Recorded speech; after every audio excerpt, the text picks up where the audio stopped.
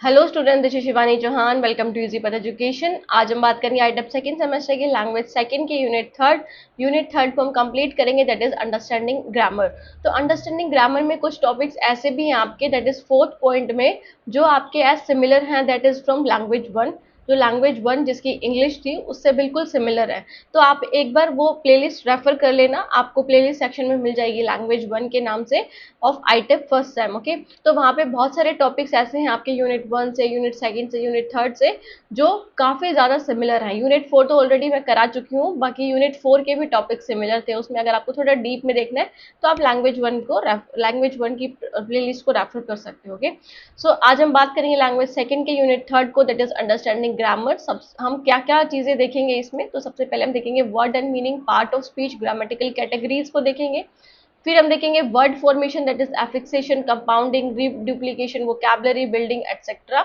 और after that हम देखेंगे sentence and its constituent, simple, complex and compound sentence. और एक जो 3.4 जो टॉपिक होगा वो आपका जो सिमिलर नहीं है, that is from language one, that is meronym. Okay, तो इसके बारे में भी हम पढ़ेंगे। सो स्टार्ट करते हैं, शुरू से देखते हैं। तो सबसे पहले हम देखेंगे 3.1 word and meanings, part of speech and grammatical categories. तो सब बात करते हैं word and meaning, that is semantics. तो सिमेंटिक्स क्या होता है? सिमेंटिक्स मतलब study of the meaning of word. Okay, study of the meaning of the word. It means कि वर्ड और मीनिंग को ही हम सिमेंटिक्स बोलते हैं। तो words are the basic unit of language. देखो, एक चीज लिखती हूँ मैं, जैसे यू एन, क्या ये वर्ड है? या फिर मैं लिखती हूँ सी यू, ये वर्ड है? ठीक है, आप बताओगे मुझे क्या ये वर्ड है? नहीं। एक वर्ड क्या होता है? जब एक वो मीनिंगफुल सेंटेंस, मीनिंगफुल वर्ड को क्रिएट करें, मतलब वहां से हम कोई मीनिंग निकाल सके। जैसे यू एन लिखा मैंने यहाँ पे, आई टी और लिख दूंगी तो ये क्या बन जाएगा? यूनिट। इट मीन्स कि ये एक वर्ड है। सी यू लिखा हुआ है, सी यू के आगे मैं टी लगा दूंगी, फिर ई लगा दूंगी। कट भी एक वर्ड है और क्यूट भी एक वर्ड है। ओके, तो basically basic unit of language होती है that carry meaning. Understanding how words convey meaning is a part of semantics, कि कैसे ये जो वर्ड्स हैं उनके मीनिंग निकलते हैं, तो उसी को ही क्या बोलते हैं, उसकी स्टडी को बोलते हैं हम semantics. So types of meaning क्या है? डेनोटेटिव मीनिंग होता है, एक कॉनोटेटिव मीनिंग होता है। हम लैंग्वेज वन में भी कर चुके हैं, बट यहाँ पे बहुत ईजी वे में करेंगे।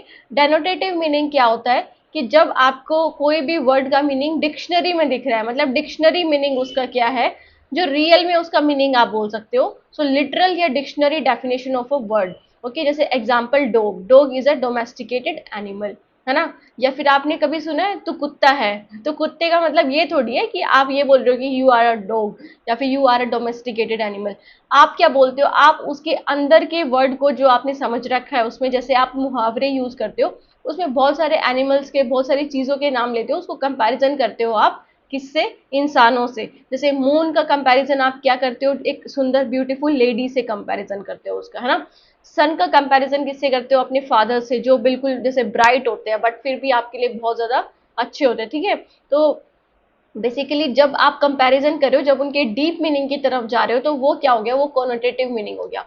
और जो उनका डिक्शनरी मीनिंग है, जो डिक्शनरी मीनिंग है जो आपको डिक्शनरी में मिल जाएगा, वो उसका डेनोटेटिव मीनिंग होता है। सो कॉनोटेटिव मतलब इमोशनल और cultural association of a word, कि हम किसी को एसोसिएट करें। जैसे बिल्ली, जैसे कैट, कैट का मतलब क्या होता है? बिल्ली होता है ना? बिल्ली होता है।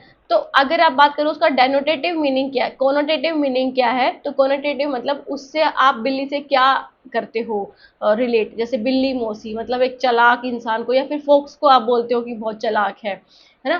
फोक्स का मतलब तो लोमड़ी होता है, बट उसका कॉनोटेटिव मीनिंग क्या होगा? कि आप उसको चालाकी से रिप्रेजेंट कर रहे हो। तो इमोशनल और कल्चर एसोसिएशन ऑफ वर्ड को हम कॉनोटेटिव मीनिंग बोलते हैं। जैसे home suggest warm, safety, not just a building. कि होम अगर हम डेनोटेटिव मीनिंग में देखें तो होम का मतलब क्या होता है? घर। बट अगर हम देखें उसका कॉनोटेटिव मीनिंग, तो ऐसी जगह जहाँ पे आपको सुकून मिले, जहाँ पे आपको बहुत अच्छा लगे, है ना? सिर्फ वो एक बिल्डिंग ही नहीं होती है। सो बेसिकली ये होता है डेनोटेटिव और कॉनोटेटिव। जैसे स्नेक है, स्नेक का मतलब सांप हो गया, है ना? रेप्टाइल है एक तरह का। बट कॉनोटेटिव मतलब क्या होगा? स्नेक मतलब जो जहरीला है एक तरह से, आप उसको बोलोगे स्नेक जो आपको दैट इज आपको कोई बिट्रे करे, है ना? या फिर आपसे कोई जले। ओके, सो ये इसका कॉनोटेटिव मीनिंग है। सो after that is a lexical meaning. तो लेक्सिकल मीनिंग क्या होता है? The core meaning carried by content word, that is noun, verb, adjective या एडवर्ब. तो लेक्सिकल मीनिंग क्या होता है? इट मीन्स कि जैसे रन है, आप जब ये बता रहे हो कि उस जो वर्ड है वो किससे रिप्रेजेंट होता है या फिर कौन से पार्ट ऑफ स्पीच से है, तो core meaning carried by the content word. जैसे नाउन है, वर्ब है, एडजेक्टिव है, एडवर्ब है. तो रन को हम क्या बोलेंगे? ये क्या है? वर्ब है. ब्लू क्या है? Blue is an adjective. ठीक है, ये लेक्सिकल मीनिंग हो गए. कैट क्या है? कैट क्या है? कैट एक नाउन है. तो ये इनके लेक्सिकल मीनिंग हो गए, मतलब कंटेंट वर्ड से जो कोर मीनिंग उनका निकल के आया है. ग्रामेटिकल मीनिंग क्या होता है? तो ग्रामेटिकल मीनिंग मतलब meaning provided by function word, that is preposition, conjunction and the inflection. तो इट मीन्स कि जो आपको किससे, फंक्शन वर्ड से जो क्रिएट होते हैं, जो मीनिंग क्रिएट होता है, जैसे इज, द, द और द ईडी इन वॉकड. जैसे वॉकड में, वॉक में ईडी लगा दो, तो ये ईडी क्या है? ये ग्रामेटिकल मीनिंग है इसका. ग्रामेटिकल, द, इज, ए या फिर एन. ओके, तो ये इसके ग्रामेटिकल मीनिंग हो गए, जो ग्रामेटिकल में यूज होते हैं, जो मतलब आप बोल सकते हो कि प्रेपोजिशंस और कंजक्शन जो आपके आते हैं ना, इज, ऑन, है ना, और एट, ठीक है, एंड. तो बेसिकली ये ग्रामेटिकल मीनिंग हो गए. After that is the word relationship. तो वर्ड की रिलेशनशिप मतलब कैसे एक दूसरे से रिलेटेड होते हैं. तो सबसे पहले होता है सिनोनिम्स. सिनोनिम्स क्या होते हैं? सिमिलर वर्ड्स, है ना, जो आप हिंदी में बोलते हो समानार्थी. सो सिमिलर मीनिंग होते हैं. जैसे बिग का मतलब लार्ज भी होता है ना, बिग और लार्ज दोनों सेम ही वर्ड है. एंटोनिम, एंटोनिम मतलब क्या होता है? Opposite meaning. जैसे हॉट, कोल्ड, गरम, सर्दी, है ना, तो गरम और ठंडा. तो ये क्या हो गए? एंटोनिम मतलब जो ऑपोजिट वर्ड होते हैं, या फिर आप बोल सकते हो ऑपोजिट जिनके मीनिंग होते हैं.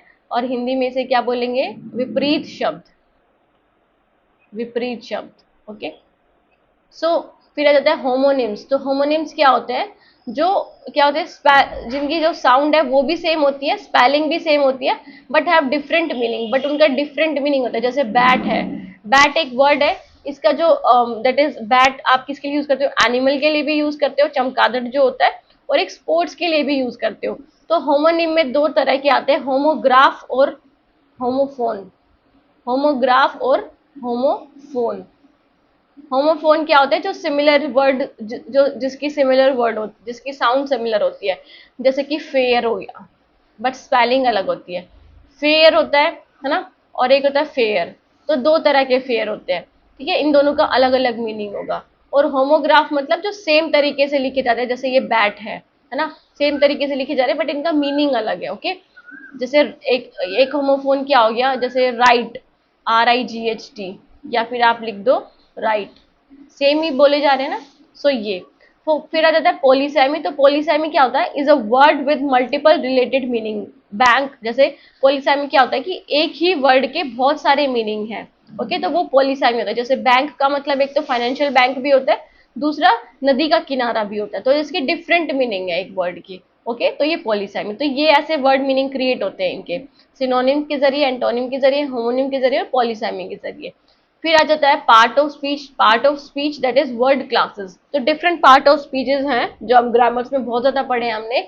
Words are grouped by their function in a sentence, कि उनके फंक्शन के अकॉर्डिंग, कि उनका काम क्या है उसके अकॉर्डिंग डिवाइडेड किए हुए हैं. So there are 8 traditional part of speech, each serving a unique role. सबका एक अलग रोल है.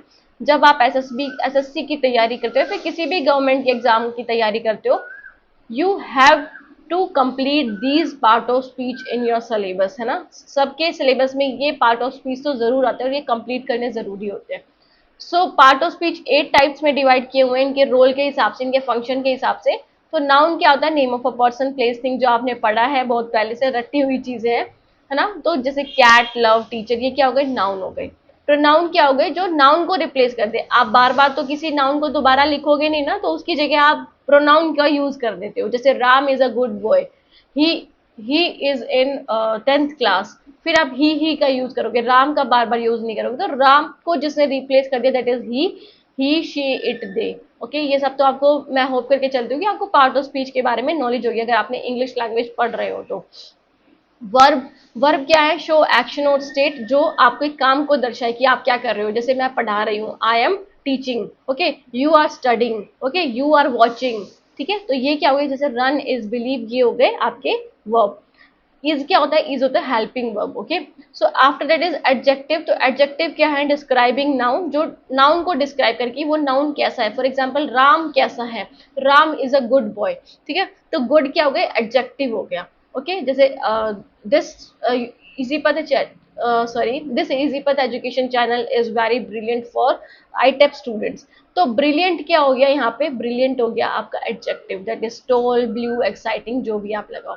ओके, एडवर्ब क्या हो गए, जो मॉडिफाई करता है वर्ब को, जैसे कि कोई भी वर्ब है या फिर कोई भी एडजेक्टिव है या कोई भी अदर एडवर्ब है, वो कैसा है। फॉर एग्जांपल मैंने अभी वेरी ब्रिलियंट लगाया था ना, तो वेरी क्या हो गया, जो मेरे एडजेक्टिव को भी क्या कर रहा है, दैट इज आप बोल सकते हो कि और भी ज्यादा मॉडिफाई करके बता रहा है कि और कैसा है वो, very beautiful, very attractive. Okay, so quickly, या फिर वेरी, या फिर टुमारो। तो ये सब क्या हो गई, एडवर्ब हो गए। प्रपोजिशंस क्या होते हैं, जो आपको प्लेस के बारे में बताए, प्लेस के बारे में बताए, टाइम के बारे में बताए और डायरेक्शन के बारे में बताए। तो जैसे इन, ऑन, अंडर, बिफोर। जैसे this laptop is on the table, है ना, I am sitting on the chair. ठीक है, तो ये क्या हो गया, ये प्रपोजिशंस हो गए।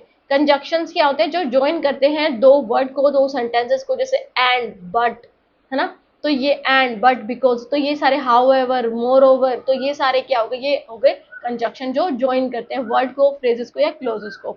इंटरजेक्शंस क्या होते हैं, जो इमोशंस को या रिएक्शन को एक्सप्रेस करते हैं। फॉर एग्जाम्पल अभी जो वॉर जो चल रहा है, आपको नहीं पता उसके बारे में, रियली आप जब ऐसे मतलब इमोशन के प्रति बोलते हो कोई चीज, फिर आपकी कोई चोट लग जाती है तो बोलते हो आउच, है ना, या फिर कोई भी चीज है, जैसे आपको बहुत ज्यादा चीज अच्छी लग रही है तो wow this is very beautiful, तब आप अपने इमोशंस को एक्सप्रेस करते हो इन वर्ड्स के थ्रू, इंटरजेक्शन के थ्रू, जैसे वाओ, ओ, आउच। ओके, सो ये क्या हो गई, ये आपके पार्ट ऑफ स्पीच हो गए, जो डिफरेंट क्लासिफिकेशन में बटे हुए हैं अकॉर्डिंग टू देयर रोल या फिर according to their function. Okay, फिर आ जाता है ग्रामेटिकल कैटेगरीज। तो ग्रामेटिकल कैटेगरीज में मोर्फोसिंटैक्टिक। ओके, मोर्फोसिंटैक्टिक फीचर्स क्या होते हैं, these are the feature of word that affect how they function grammatically in sentence. कि कोई भी चीज ग्रामेटिकली कैसे, जैसे अभी हमने पार्ट ऑफ स्पीच पढ़ी है, वो कैसे वर्क करता है डिफरेंट सेंटेंसेस में ग्रामेटिकली, व्याकरण के रूप में कैसे वर्क करता है। तो जैसे फॉर नाउन, नाउन के लिए अगर हम बात करें तो वो नंबर फॉर्म में, एक तो नंबर फॉर्म में, एक जेंडर फॉर्म में और एक केस कैसा है। जैसे नंबर के में मतलब क्या हो गया, सिंगुलर है या प्लूरल है, तो सिंगुलर है तो डॉग यूज करोगे, प्लूरल है तो डॉग्स यूज करोगे। जेंडर में मेल, फीमेल या फिर न्यूटर। ठीक है, सो जैसे एग्जांपल क्या, एक्टर हो गया या एक्ट्रेस हो गया। ओके, केस क्या हो गया कि आप अपनी बात कर रहे हो, दूसरों की बात कर रहे हो। ओके, तो ये आई, मी, माई, तो ये मी क्या हो गया, ये आपका पॉजेसिवनेस हो गया, आई के बारे में बात कर रहे हो, खुद के बारे में बात कर रहे हो। ओके, तो ये आप नाउन इस तरह से यूज कर सकते हो। ग्रामेटिकल कैटेगरीज बांटी हुई है कि आप नंबर के फॉर्म में, कि सिंगुलर है या प्लूरल है, जेंडर के फॉर्म में और केस के फॉर्म में यूज कर सकते हो। फिर आ जाता है फोर वर्ब्स। तो फोर वर्ब्स क्या है, जैसे टेंस के फॉर्म में आ जाएगा, एस्पेक्ट के फॉर्म में, वॉइस के फॉर्म में, मूड के फॉर्म में, just a minute students, mood के फॉर्म में, पर्सन के फॉर्म में और नंबर के फॉर्म में। तो टेंस के फॉर्म में क्या आएगा, टाइम ऑफ एक्शन, कि आप अभी बता रहे हो या फिर पहले की बात बता रहे हो या फिर इन फ्यूचर की बात बता रहे हो। आई ईट, आई एट। ओके, एस्पेक्ट के फॉर्म में मतलब ड्यूरेशन और कंप्लीशन, की आप अभी करने लग रहे हो या फिर कर लिया है। प्रोग्रेसिव है, मतलब अभी आप चल रहा है, जैसे मैं क्लास ले रही हूँ तो I am teaching the class, है ना, I am teaching in the class. और अगर मैंने ले ली है I have taught in the class, okay, तो मैंने कर लिया है ये काम, तो परफेक्ट के लिए। वॉइस में मतलब एक्टिव या पैसिव वॉइस के अकॉर्डिंग आप यूज कर सकते हो, she wrote the letter was written. तो डिफरेंट फॉर्म यूज हो रही है, तो डिफरेंट फॉर्म किस किस के अकॉर्डिंग यूज हो सकती है, वो यहाँ पे कैटेगरी में बांटा हुआ है। मूड के फॉर्म में, that is attitude of speaker, I go indicative if I were you, है ना, कि आप यहाँ पे क्या कर रहे हो, एटीट्यूड क्या है, मतलब खुद के बारे में बता रहा है या फिर वो ये बता रहा है कि मैं तुम्हारी जगह होता। तो यहाँ पे देखो आई गो में क्या हो गया, ये आपका फर्स्ट फॉर्म लग गई, आई वर में आपकी सेकेंड फॉर्म लग गई, है ना, वॉज वर। ओके, फिर है person.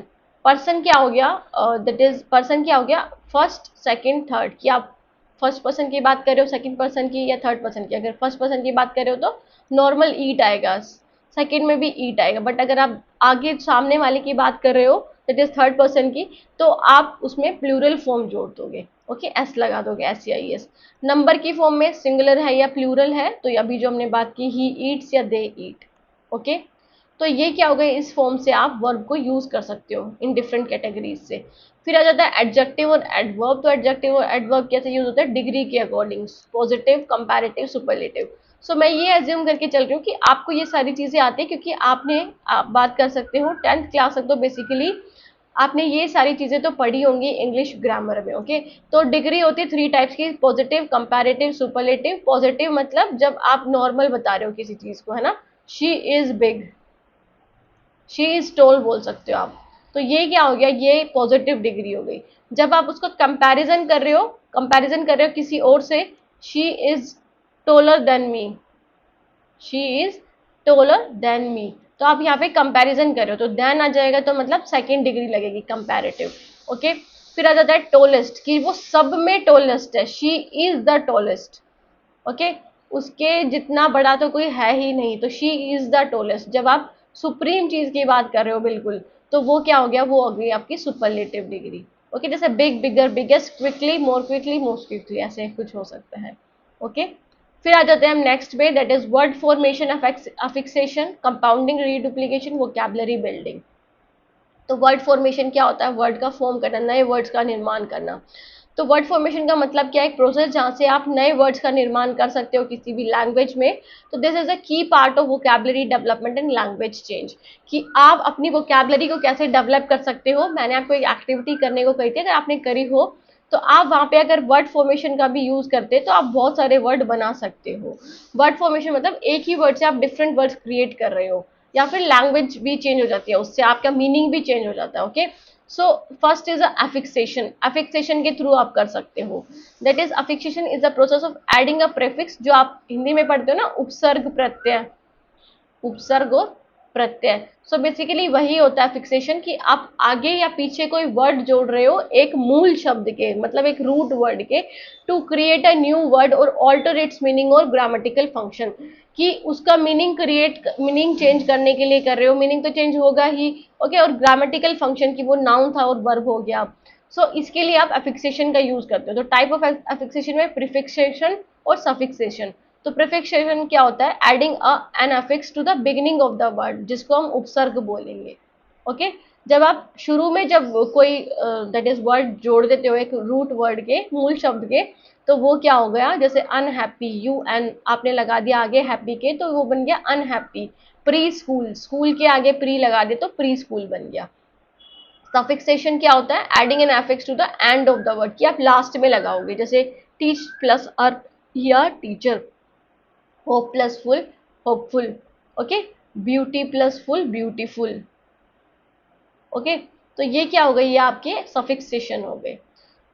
So after that is the compounding. तो कंपाउंडिंग का मतलब क्या होता है, इन्वॉल्व कंबाइनिंग टू और more free morpheme word that can stand alone to form a new word. कि मोर्फिम क्या होते हैं, जो वर्ड खुद मतलब जो अगर ना भी कनेक्ट हो किसी से, तो भी वो एक meaningful that is word create करते हैं। ओके, फिर हम उन दो मोर्फिम को जोड़ के एक नया वर्ड बनाते हैं, उसी को कंपाउंडिंग बोलते हैं। जैसे यहाँ पे हमने देखा था कि अन का कोई मतलब नहीं है, प्री का मतलब नहीं है, टी अर का मतलब नहीं है, फुल का मतलब नहीं, बट अगर हम जोड़ देंगे तो वो अफिक्सेशन क्रिएट कर देगा। बट यहाँ पे क्या है, यहाँ पे दो मोर्फीम, दो या दो से ज्यादा मोर्फीम जो अपने खुद से अकेले खड़े हो सकते हैं, एक वर्ड क्रिएट कर सकते हैं, मीनिंगफुल वर्ड। तो जब उनको मिला के हम न्यू वर्ड क्रिएट करते हैं तो वो होते हैं कंपाउंडिंग। तो टाइप ऑफ कंपाउंड क्या होते हैं, नाउन कंपाउंड, एडजेक्टिव कंपाउंड और वर्ब कंपाउंड। नाउन कंपाउंड में क्या होता है, दो नाउन को यूज करते हो, जैसे टूथ और पेस्ट, है ना, बेड और रूम, फुट और बॉल। तो दो नाउन को जब आप यूज कर रहे हो, दो या दो से ज्यादा, तो आप नाउन कंपाउंड का यूज कर रहे हो। एडजेक्टिव में आप क्या कर रहे हो, दो एडजेक्टिव का यूज कर रहे हो, विशेषण का यूज कर रहे हो, रेड हॉट, है ना, और या फिर हाई पिच्ड। तो ये क्या हो गया, ये हो गया आपकी compounding, that is adjective compounding. Verb में आप क्या करोगे, वर्ब का यूज करोगे, जैसे बेबी प्लस सिट, सिट क्या हो गया, वर्ब हो गया, स्टिर प्लस फ्राई, तो ये क्या हो गए आपके वर्ब कंपाउंड हो गए। ओके, जब आप वर्ब का यूज करो। सो फीचर्स क्या है इसके, the meaning of the compound may not always be fully predictable from its part, कि आप उसके पार्ट से उसका फुल मीनिंग नहीं क्रिएट कर सकते। मतलब आप जैसे फॉर एग्जाम्पल ब्लैक बोर्ड यहाँ पे एग्जाम्पल दिया हुआ है, ब्लैक बोर्ड का मतलब ये नहीं है कि वो ब्लैक ही होगा, okay, is not necessary, it is black. Often written as one word hyphenated or as separate word, कि जो कंपाउंडिंग वर्ड होते हैं या तो पूरे एक वर्ड में ही क्रिएट हो जाते हैं या फिर हाइफन का साइन लग जाता है, दिस इज हाइफन का साइन, देखो मदर इन लॉ, है ना, मदर इन लॉ। या फिर सेपरेट वर्ड भी होते हैं जैसे बस स्टॉप, सेपरेट आप उसमें दैट इज स्पेस लगा के क्रिएट करते हो, ठीक है। तो जैसे नोटबुक, मदर इन लॉ या बस स्टॉप, ओके, तो ये कंपाउंडिंग हो गए। So student third one is the reduplication. Reduplication मतलब जैसा वर्ड ही सजेस्ट कर रहा है आपको, रीडुप्लीकेट इन द सेंस कि जो वर्ड है उसको दोबारा से रिपीट करके लिखना है, ओके। रिपीटिशन ऑफ ऑल और पार्ट ऑफ द वर्ड, या तो पूरा लिखना या फिर उसका पार्ट एक बार दोबारा से रिपीट करके लिखना, to create a new word और एक्सप्रेस मीनिंग चेंजेस, ओके। जिससे मीनिंग चेंज हो जाए, जैसे आप किसी को बाय बोलते हो तो it means bye, but bye bye बोलते हो तो इसका क्या मतलब हो गया कि आप क्या कर रहे हो, जा भाई जा, हमें नहीं चाहिए अब तो, है ना।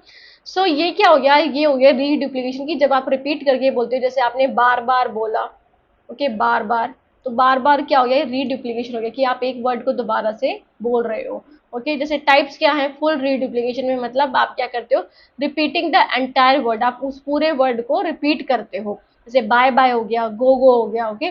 फिर आ जाता है पार्शियल रीडुप्लीकेशन, इसमें आप क्या करते हो, repeating part of the word with slight change, कि आप उस वर्ड को रिपीट करते हो बट बस एक दो वर्ड का चेंज कर देते हो उसमें, ओके। जैसे एग्जांपल क्या है, चिट चैट, जिग जैग, विशी वॉशी, ओके।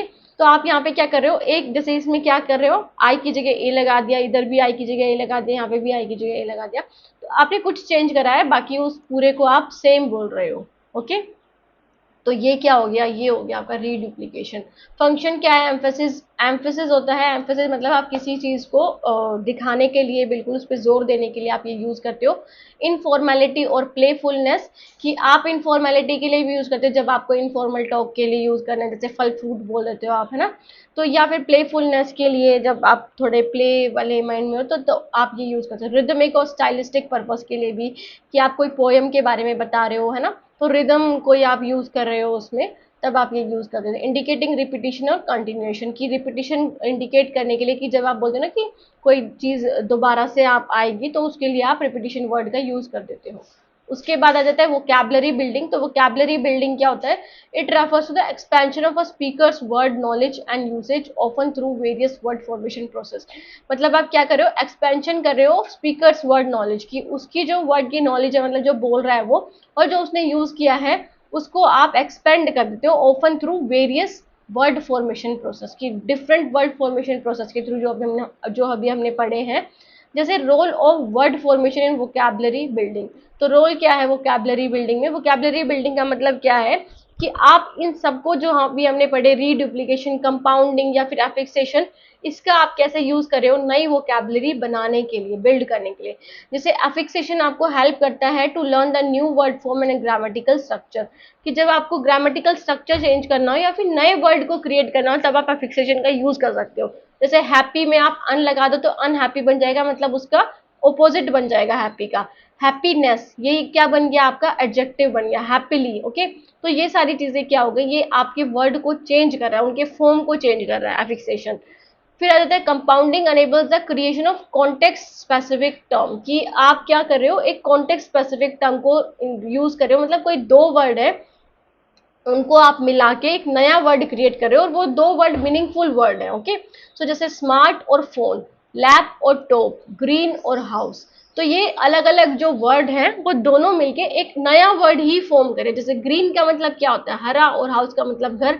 अब जब ग्रीन हाउस दोनों मिल जाएंगे तो उसका मतलब हरा घर थोड़ी होगा, नहीं, तो उसका मतलब कुछ अलग ही है। लैपटॉप, लैप क्या होता है आपकी गोद, और टॉप क्या होता है ऊपर, तो ये थोड़ी होता है उसका मतलब। लैपटॉप का मतलब क्या होता है, जो एक डिवाइस है ना। तो ये स्मार्टफोन, तो बेसिकली आपके नए वर्ड को फॉर्म क्रिएट करता है, तो इससे भी आपकी क्या होती है, वोकैबुलरी बिल्डिंग होती है, फिर वर्ड फॉर्मेशन होता है। रीडुप्लीकेशन एड्स वैरायटी एंड न्यूनेंस, या फिर specially in informal and expressive language, जब आपको इनफॉर्मल वर्ड का यूज कर रहे हो या एक्सप्रेस कर रहे हो खुद को बहुत अच्छे तरीके से स्टाइलिश फॉर्म से, तब आप रीडुप्लीकेशन को ऐड कर सकते हो। जैसे यूजिंग नो नो, कि आप एक तो ये हो कि एक बार नो बोलो, आपको जैसे कोई चाय दे नहीं बोल दोगे तो कोई सोचता है कोई बात नहीं, दोबारा नहीं नहीं मुझे नहीं चाहिए ना, no no I don't want. तो आप क्या करो, उस पर एम्फोसिस डालो कि भाई मुझे नहीं चाहिए, I don't want this, okay. So no no for something socially unacceptable, जो बिल्कुल मतलब अनएक्सेप्टेबल है उसके लिए आप नो नो का यूज करते हो, जो आप एक्सेप्ट नहीं कर सकते, जिसको स्वीकार नहीं किया जा सकता। So these processes make language more flexible. तो इससे लैंग्वेज जो है, आप देखो एक ही वर्ड से कितने वर्ड का क्रिएट करे, उससे फ्लेक्सिबल लैंग्वेज बनती है, एक्सप्रेसिव बनती है और capable of keeping up with social and technological change, okay. कि टेक्नोलॉजी के अकॉर्डिंग वो सारी चेंजेस आते रहते हैं। जैसे एक वर्ड है ब्रेन स्टॉर्म, ब्रेन और स्टॉर्म दोनों मिलके क्या बनाएंगे, ब्रेन स्टॉर्म बनाएंगे। तो उससे क्या होगा, अलग मतलब निकलेगा इसका, ओके। सो उसके बाद आ जाते हैं हम थर्ड पे, that is sentence and its constituent, simple, complex and compound sentence. तो डिफरेंट हम डिफरेंट सेंटेंसेस के टाइप्स पढ़ेंगे, जो आपने हिंदी में पढ़े होंगे, सरल, मिश्रित और संयुक्त, ओके। ये डिफरेंट फॉर्म को आपने पढ़ा होगा हिंदी में, तो आज हम इंग्लिश में भी पढ़ेंगे इसके बारे में। सेंटेंस एंड इट कॉन्स्टिट्यूएंट्स, तो sentence is a group of words that express a complete thought. Sentence क्या होता है, एक बहुत सारे वर्ड्स का एक ग्रुप होता है जो एक कंप्लीट थॉट को रिप्रेजेंट करता है कि आप क्या बोलना चाह रहे हो। जैसे ये लिखा है, a sentence is a group of word that express a complete thought, तो ये पूरा एक सेंटेंस हो गया जहां तक ये डॉट है। तो यहाँ पे आपको ये बताना चाह रहा है कि एक सेंटेंस क्या होता है, ओके। तो मतलब एक वाक्य क्या होता है, इसका मतलब क्या है कि वर्ड, डिफरेंट वर्ड जो मिलके एक कंप्लीट फॉर्म बनाए, एक कंप्लीट थॉट क्रिएट करे, तो वो सेंटेंस होता है। जैसे कि इट इज, क्या ये सेंटेंस है? ये भी तो डिफरेंट वर्ड्स है, इनकी भी मीनिंग है, क्या ये सेंटेंस है? वोर, फ्रॉम, क्या ये सेंटेंस है? नहीं। तो कंप्लीट, जब बहुत सारे वर्ड मिलके कंप्लीट जो वर्ड दैट इज बनाए, वाक्य बनाए, तो वही सेंटेंस होता है। It typically contain a subject and predicate. तो इसमें क्या होता है, सब्जेक्ट होता है और प्रेडिकेट होता है। The sentence can vary in structure and complexity depending on the number and types of clauses its contain. तो सेंटेंस क्या होता है, उसमें मतलब वैरी कर सकता है, डिफरेंट टाइप के होते हैं, स्ट्रक्चर के अकॉर्डिंग या कॉम्प्लेक्सिटी के अकॉर्डिंग, जटिलताओं के अकॉर्डिंग। तो डिपेंड करता है कि आप क्या चीज बोलना चाह रहे हो, कितने क्लोज आप यूज कर रहे हो ना, या फिर कितने नंबर ऑफ वर्ड्स हैं उसमें, आप कितना प्रेपोजिशंस और दैट इज कंजक्शन का यूज कर रहे हो, तो वो सारी चीजों पे डिपेंड होता है। कितना इंडिपेंडेंट है, कितना डिपेंडेंट है, तो वो सारी चीजें, ओके। तो कॉन्स्टिट्यूएंट ऑफ सेंटेंस, सेंटेंस किससे मिलकर बनता है बेसिकली। तो basic building block of sentence क्या होता है, सबसे पहले होता है सब्जेक्ट।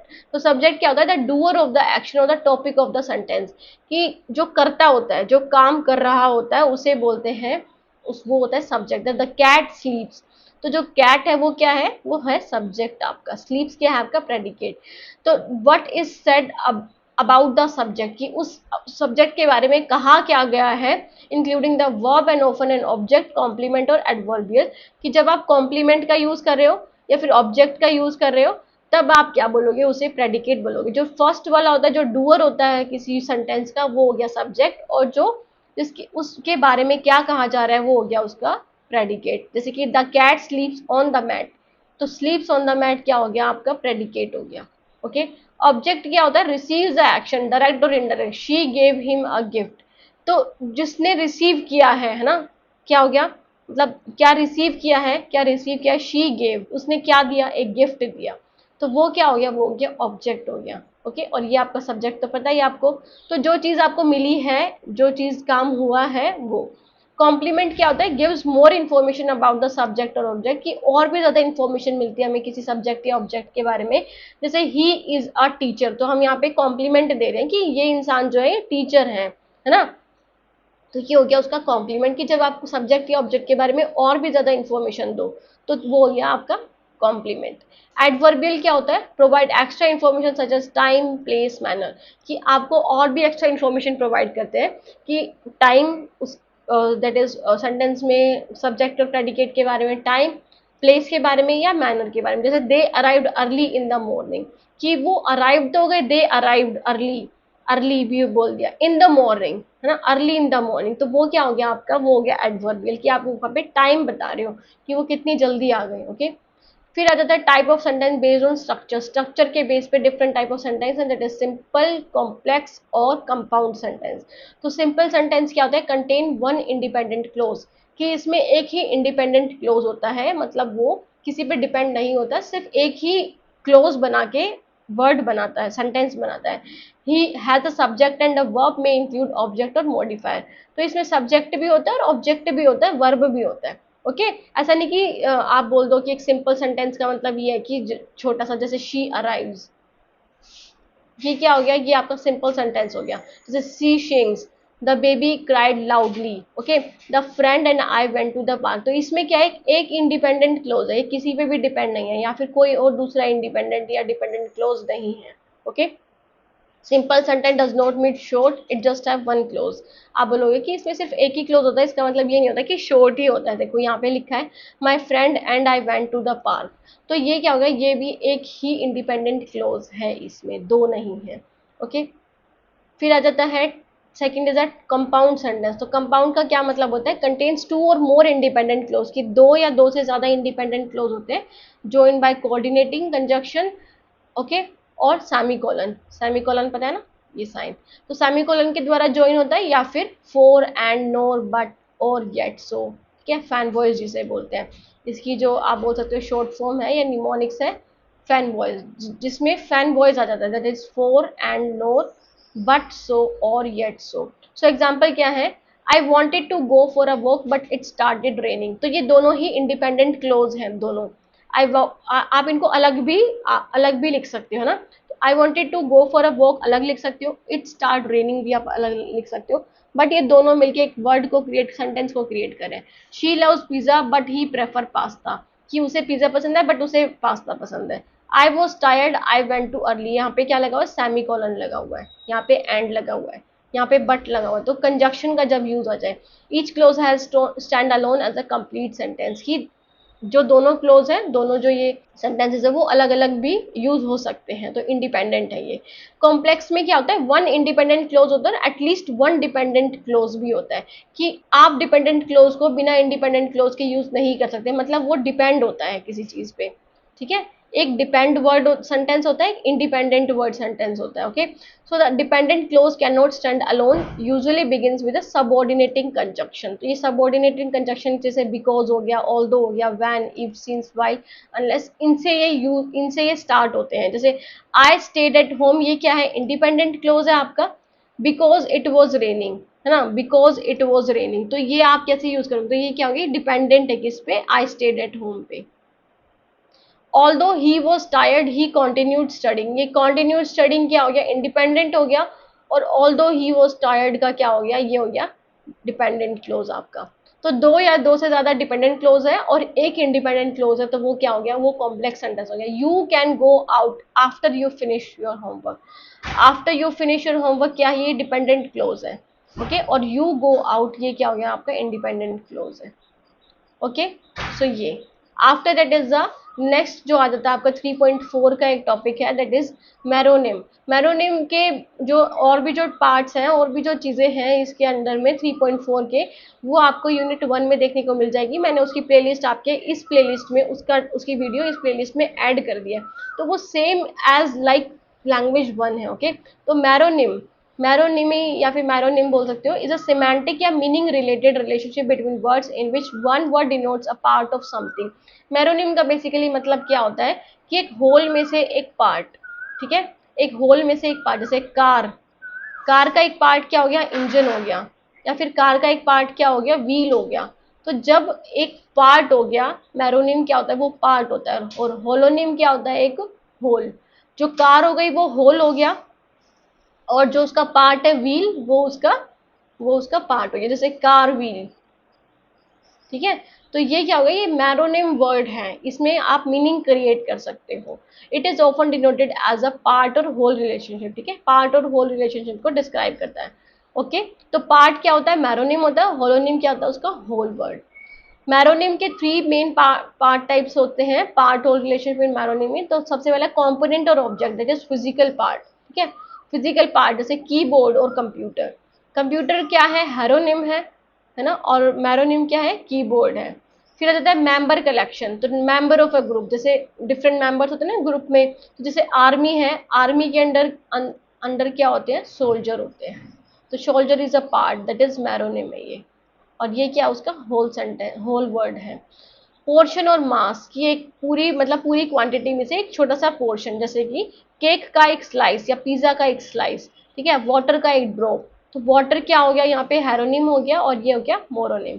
ओके, तो ये होता है मैरोनिम और होरोनिम, आपको मैरोनिम ही दिया हुआ है आपके सिलेबस में। सो स्टूडेंट, ये थी हमारी क्लास, बहुत ही इजी से टॉपिक थे सारे के सारे, आपको बहुत इजीली समझ भी आए होंगे क्योंकि आप प्रीवियसली इन सब चीज़ों को पढ़ चुके हो, बस आपको एक रिवाइज या रिविजन करने की ज़रूरत थी।